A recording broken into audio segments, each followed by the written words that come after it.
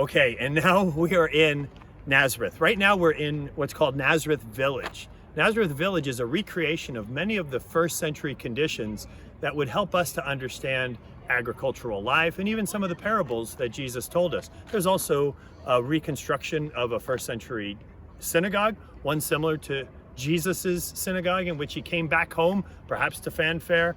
All spoke well of him. He said such pleasant words, opened up the scroll to Isaiah there in Luke 4 and read from it, but read from it with some editing.